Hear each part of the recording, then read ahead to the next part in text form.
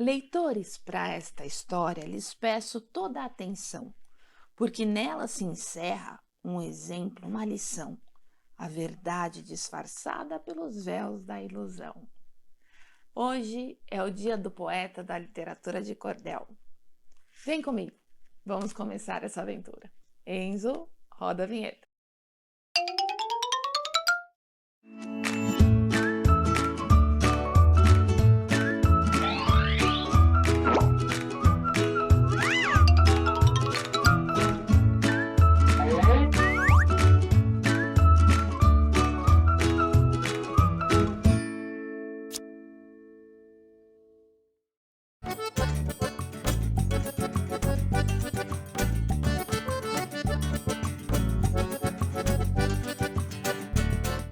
Primeiro de agosto, dia do poeta da literatura de cordel. Que delícia!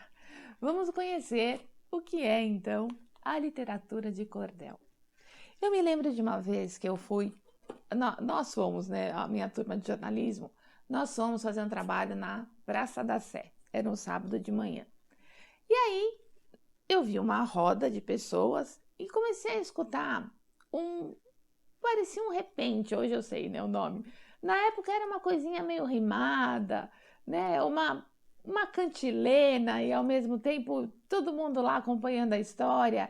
E eu vi um varal meio que montado aqui, um pedaço de bambu para cá, um bambu para lá e uma porção de livrinhos pendurados, assim, abertos e pendurados. E quando a pessoa estava lendo, era um rapaz, eu percebi que ele não olhava, ele ia falando, ia virando as páginas. Aí eu estiquei meu olho, que na época funcionava melhor do que hoje, e notei que o que ele falava não estava lá de acordo com a página que ele estava virando. A literatura de cordel tem esse nome porque ela era vendida normalmente nas feiras, aquelas feiras lá do interior, muitas feiras do sertão, feiras onde se vendia o bicho vivo, a galinha viva, a cabra viva, a vaca viva, tudo vivo, né? Já ia com o recheio todo, né? Tava vivo o bicho. E esse poeta da literatura de cordel, às vezes não aparecia.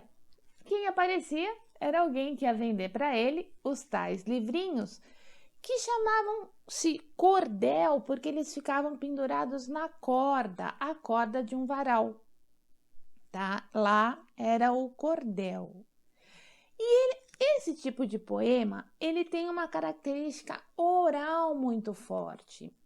Muitos dos tais vendedores que eu comentei, eles sabiam os poemas de cor, de coração, decorados.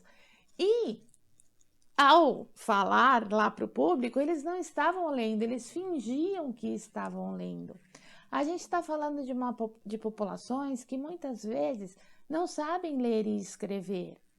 O poeta escrevia e escrevia de uma forma característica do cordel, mas que era fácil de ser decorada e isso acabava sendo repetido, vendido e passado para frente. Qual que é o formato do cordel? Que é esse formato dessa pequena estrofe que abre um livrinho. O livro chama-se A Pedra do Meio-Dia ou Arthur e Isadora. É muito comum isso. Tem um nome ou alguma outra coisa. Tem nome e outro nome.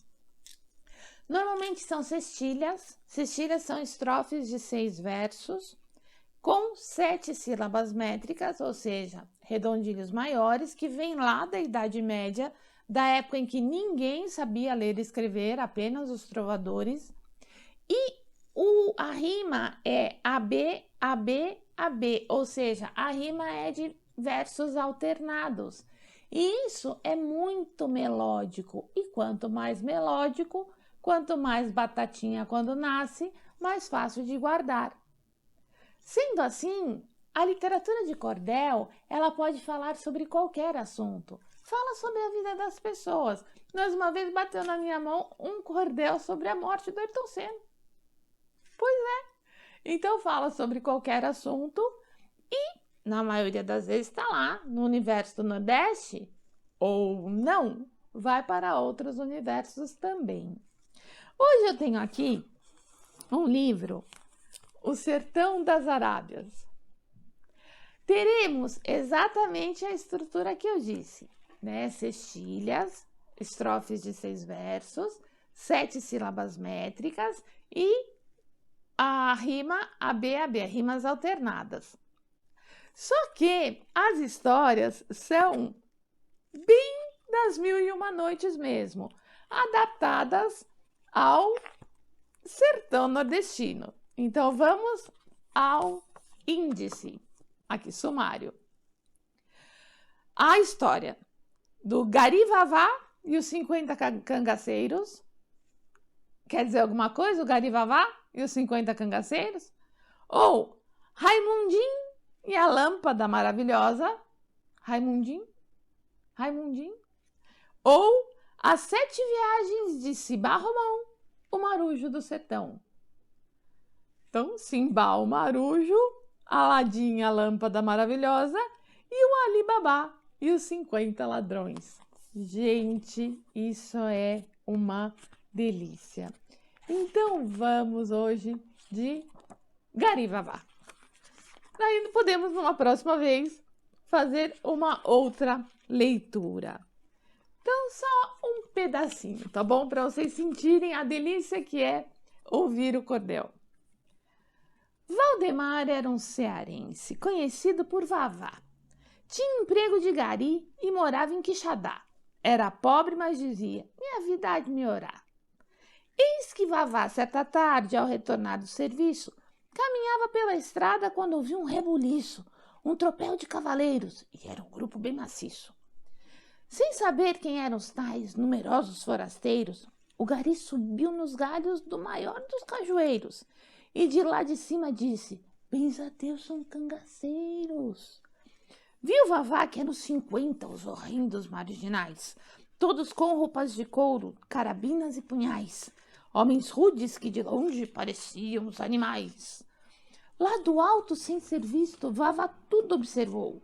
O chefão da bandidagem fez parada, desmontou, e diante de uma pedra gigantesca, ele parou. Então disse, em voz bem alta, abra a porta, rapadura! Eis que a pedra se moveu, revelando uma abertura que levava, vejam só, a uma gruta imensa e escura. Em seguida, os cangaceiros desmontaram dos arreios e levaram até a caverna sacos e baús bem cheios. Iam rindo, assoviavam e dizendo nomes feios. Não gastaram muito tempo e voltaram às montarias, livres, leves e contentes, e com as suas mãos vazias, sem os sacos e os baús. Mas que estranho, tu dirias. Quando viu que os cangaceiros já haviam se afastado, Vavá foi dizendo, eu não sei se é certo ou se é errado, mas o mistério da gruta vai por mim ser desvendado. Desceu lá do cajueiro e, com ânimo e bravura, caminhou diretamente rumo à imensa pedra dura e repetiu as palavras, abra a porta, rapadura! Por efeito de magia, a pedra moveu-se. Então, o gari notou, com receio e apreensão, que a caverna estava imersa na mais negra escuridão. Acendeu seu velho isqueiro e as chamas tremulantes revelaram 1000 tesouros e surpresas fascinantes, ouro, prata e sacos cheios de rubis e diamantes. A caverna estava plena de riquezas valiosas, 1000 barris de vinhos finos, porcelanas luxuosas, esmeraldas turmalinas e outras pedras preciosas. Tudo isso havia sido pelos bandidos roubado ao longo de muitos anos e agora o resultado era um tesouro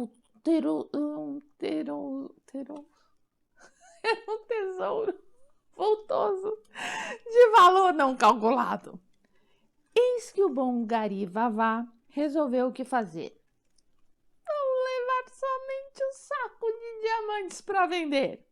É tão pouco que os bandidos não irão nem perceber. Um saquinho, dos mais leves, pôs nos ombros então, confiando num ditado muito antigo no sertão, que é: quem rouba de gatuno tem 100 anos de perdão. Ao sair, notou que a porta se fechara por magia, mas, pronunciada a senha, num instante ela se abria. O gari deixou a gruta satisfeito. Ele sorria.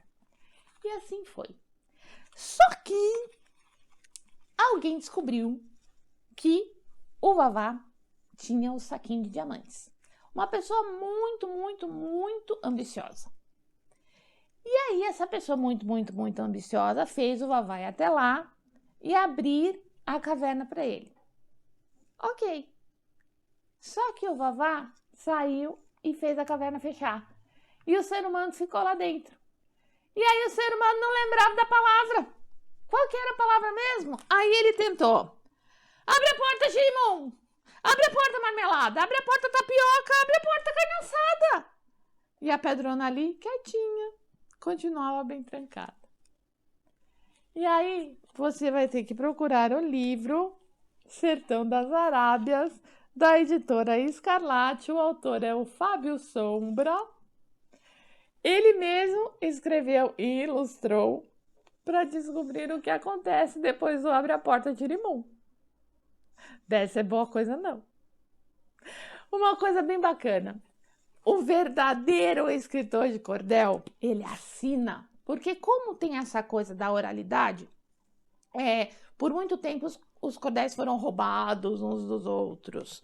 Então ele costuma assinar o seu cordel na última estrofe com um acróstico.